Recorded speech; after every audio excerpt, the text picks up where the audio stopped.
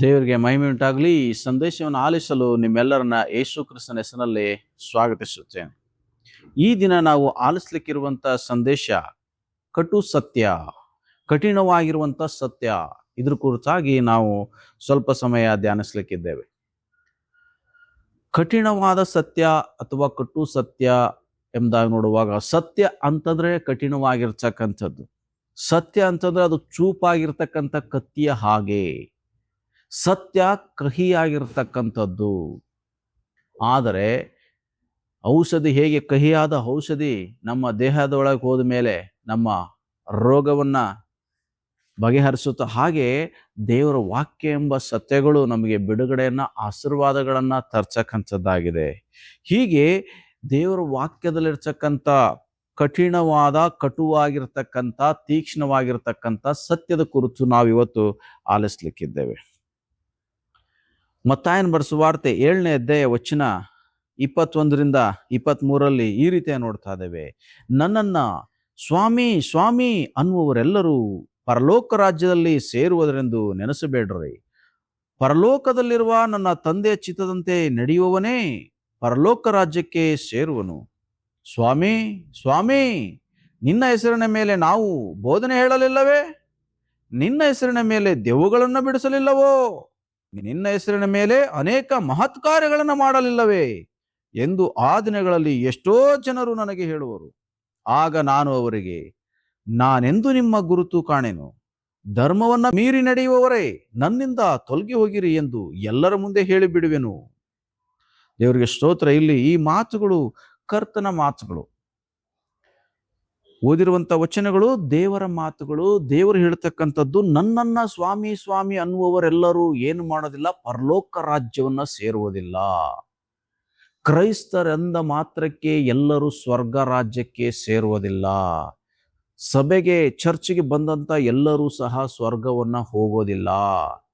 ಚರ್ಚಲ್ಲಿ ಬೋಧನೆ ಮಾಡ್ತಕ್ಕಂಥ ಎಲ್ಲಾ ಪಾಸ್ಟರ್ಗಳು, ಮುಂದೆ ನಿಂತು ಆರಾಧಿಸ್ತಕ್ಕಂಥ ಭಕ್ತರೆಲ್ಲರೂ ದೇವರ ರಾಜ್ಯವನ್ನ ಸೇರುವುದಿಲ್ಲ. ಇವತ್ತು ಸಂದೇಶ ಕೊಡುವಂತ ನಾನು ಸಹ ದೇವರ ವಾಕ್ಯವನ್ನ ಬರೀ ಬೋಧಿಸುವವನಾಗಿದ್ದರೆ ನಾನು ಸಹ ನಿತ್ಯ ಜೀವವನ್ನ ಸೇರಲಿಕ್ಕೆ ಸಾಧ್ಯವಿಲ್ಲ. ಆದರೆ ಈ ವಾಕ್ಯಗಳನ್ನ ಹೇಳುವವರು ಮಾತ್ರವಾಗಿರುವವರು ಸ್ವರ್ಗವನ್ನ ಸೇರುವುದಿಲ್ಲ. ಈ ವಾಕ್ಯನ್ನ ಕೇಳುವವರಾಗಿರುವವರು ಸ್ವರ್ಗವನ್ನ ಸೇರುವುದಿಲ್ಲ. ಅವುಗಳನ್ನ ಕೈಗೊಂಡು ನಡೆಯುವವರೇ ಸ್ವರ್ಗಕ್ಕೆ ಸೇರ್ತಾರೆ ಎಂಬುದಾಗಿ ದೇವರ ವಾಕ್ಯ ನಮಗೆ ಸ್ಪಷ್ಟವಾಗಿ ತಿಳಿಸಿದ ಪ್ರೇರೆ. ಅಂದ್ರೆ ಕೇವಲ ನಾವು ಹೆಸರಿಗೆ ಮಾತ್ರ ಕ್ರೈಸ್ತರಾದರೆ ಯಾವ ಪ್ರಯೋಜನವೂ ಇಲ್ಲ. ಹೆಸರಿಗೆ ಮಾತ್ರ ಸ್ವಾಮಿ ಹೆಸರನ್ನು ಹೇಳಿದ್ರೆ ನಾವು ಸ್ತೋತ್ರ, ಹಲ್ಲೆಲೂಯಾ, ಸ್ತೋತ್ರ, ಯಾವಾಗಲೂ ಎಸಪ್ಪ ಹೀಗೆ ಹೇಳೋ ಭಕ್ತರೆಲ್ಲರೂ ಭಕ್ತರಲ್ಲ ಪ್ರೇರೆ. ಆದರೆ ಆ ಕರ್ತನು ಹೇಳಿರುವಂತ ಮಾತುಗಳನ್ನು ನಾವೇನ್ ಮಾಡಬೇಕಾಗಿದೆ ಅಂದ್ರೆ ಅನುಸರಿಸಿ ಜೀವಿಸಬೇಕಾಗಿದೆ. ಯಾಕಂತಂದ್ರೆ ಬರೀ ಬಾಯಲ್ಲಿ ದೇವರಿಗೆ ಹೇಳಿ ನಮ್ಮ ಹೃದಯದ ಅಂತರಾಳದಿಂದ ಕ್ರಿಯೆ ಇಲ್ಲ ಅಂತಂದ್ರೆ ಆ ನಂಬಿಕೆ ಸತ್ತದ್ದು ಎಂಬುದಾಗಿ ದೇವ್ರ ವಾಕ್ಯದಲ್ಲಿ ನಾವು ನೋಡ್ತೇವೆ. ಅಂದ್ರೆ ನಮ್ಮ ನಂಬಿಕೆ ಸತ್ಯದಲ್ಲಿಯೂ ಕೃತ್ಯದಲ್ಲಿಯೂ ಇರಬೇಕು. ಆಗ ಮಾತ್ರ ಏನಾಗ್ತದೆ ಅಂತಂದ್ರೆ ಅದು ಪ್ರಯೋಜನ ಆಗ್ತದೆ, ಅದರಿಂದ ನಮಗೆ ಆಶೀರ್ವಾದ ಸಿಗ್ತದೆ, ಅದರಿಂದ ನಮಗೆ ಬಿಡುಗಡೆ ಆಗ್ತದೆ, ನಾವು ನಿತ್ಯ ಜೀವನ ಹೊಂದಕ್ಕೆ ಸಾಧ್ಯ. ಕ್ರಿಯೆ ಇಲ್ಲದಂತ ನಂಬಿಕೆ ವ್ಯರ್ಥ. ಅದರಿಂದ ಹೇಳುವವರು ಕೇಳುವವರು ಕ್ರಿಯೆಯನ್ನ ತೋರಿಸಿಲ್ಲ ಅಂದ್ರೆ, ವಾಕ್ಯಕ್ಕೆ ಸ್ಪಂದಿಸಿಲ್ಲ ಅಂದ್ರೆ ಯಾವ ಪ್ರಯೋಜನವೂ ಇಲ್ಲ ಎಂಬುದಾಗಿ ದೇವರ ವಾಕ್ಯ ನಮಗೆ ಸ್ಪಷ್ಟವಾಗಿ ತಿಳಿಸದೆ ಪ್ರೇರೆ. ಯಾಕೋಬನ ಪತ್ರಿಕೆ 2ನೇ ಅಧ್ಯಾಯದಲ್ಲಿ ಇನ್ನೂ ಸ್ಪಷ್ಟವಾಗಿ ದೇವರ ವಾಕ್ಯದ ವಿವರಣೆಯನ್ನು ನಾವು ನೋಡ್ತೇವೆ. ಯಾಕೋಬನ ಪತ್ರಿಕೆ 2ನೇ ಅಧ್ಯಾಯ ವಚನ 14ರಿಂದ ಮುಂದುವರಿಸಿ ಅಲ್ಲಿ ಈ ರೀತಿಯಾಗಿ ಹೇಳ್ತಾ ಇದೆ, ನನ್ನ ಸಹೋದರರೇ, ಒಬ್ಬನು ತನಗೆ ನಂಬಿಕೆ ಉಂಟೆಂದು ಹೇಳಿಕೊಂಡು ತಕ್ಕ ಕ್ರಿಯೆಗಳಿಲ್ಲದವನಾಗಿದ್ದರೆ ಪ್ರಯೋಜನವೇನು? ಅಂತ ನಂಬಿಕೆಯು ಅವನನ್ನು ರಕ್ಷಿಸುವುದೋ?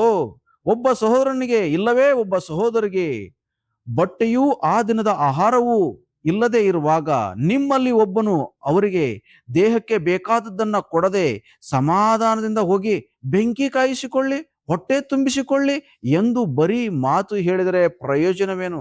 ಹಾಗೆಯೇ ಕ್ರಿಯೆಗಳಿಲ್ಲದಿದ್ದರೆ ನಂಬಿಕೆಯು ತನ್ನಲ್ಲಿ ಜೀವವಿಲ್ಲದ್ದು.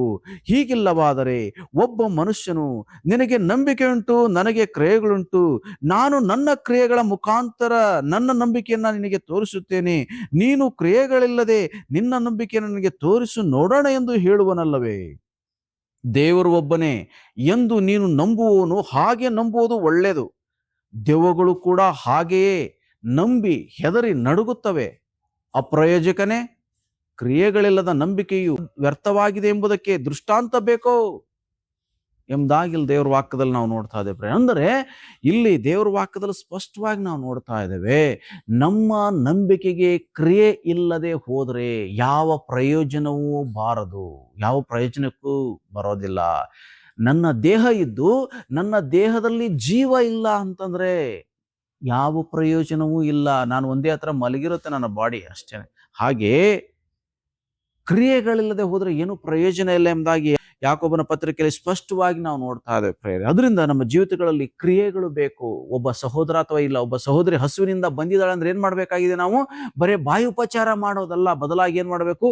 ಅವರಿಗೆ ಬಟ್ಟೆಗಳನ್ನ, ಆಹಾರವನ್ನ, ನೀರನ್ನ ಕೊಡಬೇಕು, ಕ್ರಿಯೆ ತೋರಿಸ್ಬೇಕು, ಅವ್ರನ್ನ ಪೋಷಿಸ್ಬೇಕು. ವಿನಃ ಹೋಗಿ ಬೆಚ್ಚಗೆ ಬಟ್ಟೆ ಹೊದ್ಕೊಳ್ಳಿ, ಬಿಸಿ ಕಾಯಿಸ್ಕೊಳ್ಳಿ, ಹೊಟ್ಟೆ ತುಂಬಿಸ್ಕೊಳ್ಳಿ ಅಂತ ಹೇಳಿ ಬರೀ ಬಾಯಿ ಉಪಚಾರ ಮಾಡಿದರೆ, ಬಾಯಿಂದ ಪ್ರೀತಿಸಿದ್ರೆ ಏನ್ ಪ್ರಯೋಜನ? ಇವತ್ತು ಅನೇಕ ದೇವಜನರೆಂಬುದಾಗಿ ಹೇಳ್ಕೊಳ್ತಕ್ಕಂಥವ್ರು, ಸೇವಕರು ಎಂಬುದಾಗಿ ಹೇಳ್ಕೊಳ್ತಕ್ಕಂಥವ್ರು, ಅನೇಕ ಸಂಘ ಸಂಸ್ಥೆಗಳು ಈ ರೀತಿಯಾಗಿ ಜೀವಿಸೋದು ನಾವು ನೋಡ್ತೇವೆ. ಬರೀ ಬಾಯಿಂದ ಪ್ರೀತಿ, ಬರೀ ಬಾಯಲ್ಲಿ ಮಾತ್ರ ಸೇವೆ, ಬಾಯಲ್ಲಿ ಮಾತ್ರ ಭಕ್ತಿ, ಕ್ರಿಯೆಗಳಿಲ್ಲ. ಇಂಥವ್ರು ಯಾರೂ ಸಹ ದೇವರ ರಾಜ್ಯವನ್ನ ಸೇರೋದಿಲ್ಲ.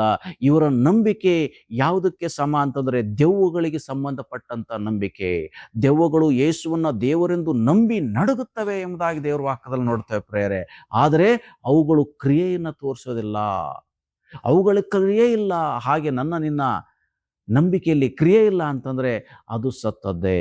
ನೀನು ಪ್ರತಿ ವಾರ ಪ್ರತಿ ದಿನ ದೇವರ ವಾಕ್ಯವನ್ನು ಓದುತ್ತಾ ಇದೀಯಾ, ಸಂದೇಶಗಳನ್ನ ಕೇಳಿಸ್ಕೊಳ್ತಾ ಇದೀಯಾ, ಆ ವಾಕ್ಯಕ್ಕೆ ನೀನು ಸ್ಪಂದಿಸದೆ ಹೋದ್ರೆ, ಆ ವಾಕ್ಯಕ್ಕೆ ಪ್ರತಿಕ್ರಿಯಿಸಿ ಆ ವಾಕ್ಯದಂತೆ ಜೀವಿಸದೆ ಹೋದ್ರೆ ನೀನು ನಿತ್ಯ ಜೀವವನ್ನ ಹೊಂದಲಿಕ್ಕೆ ಸಾಧ್ಯವಿಲ್ಲ.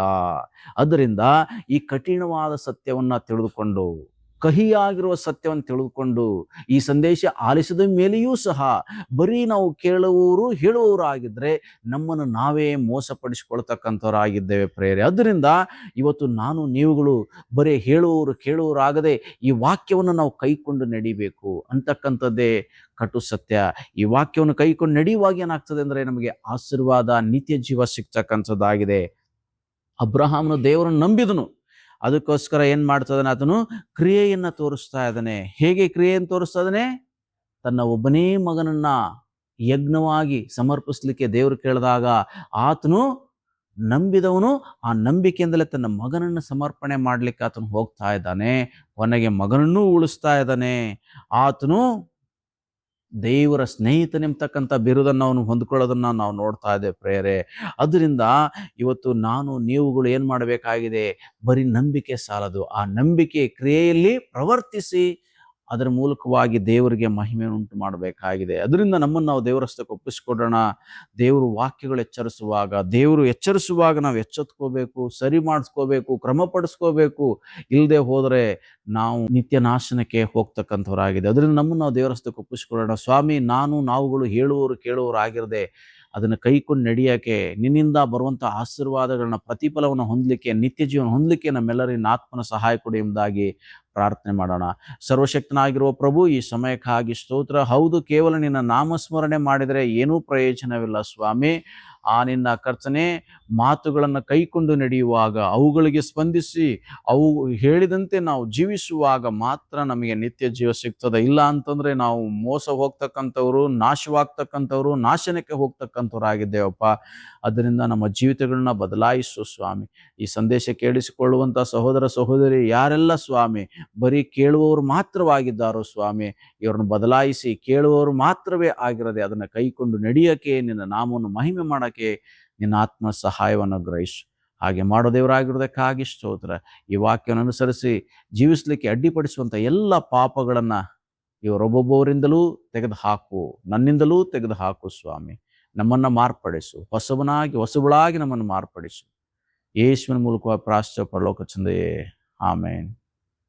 ದೇವರಿಗೆ ಸ್ತೋತ್ರ. ಈ ಸಂದೇಶ ಆತ್ಮಿಕವಾಗಿ ಪ್ರಯೋಜನ ಆಗ್ತದೆ ಅಂತ ಹೇಳಿ ನೆನೆಸೋದಾದರೆ ಈ ಸಂದೇಶವನ್ನು ಇತರರೊಂದಿಗೆ ಶೇರ್ ಮಾಡಿಕೊಳ್ಳೋದ್ರ ಮೂಲಕವಾಗಿ ಅವರು ಸಹ ಆತ್ಮಿಕವಾಗಿ ಬಲ ಹೊಂದಲಿಕ್ಕೆ ಸಹಾಯ ಮಾಡಬೇಕಾಗಿ ನಿಮ್ಮಲ್ಲಿ ಪ್ರೀತಿಯಿಂದ ವಿನಂತಿಸ್ಕೊಳ್ತೇನೆ.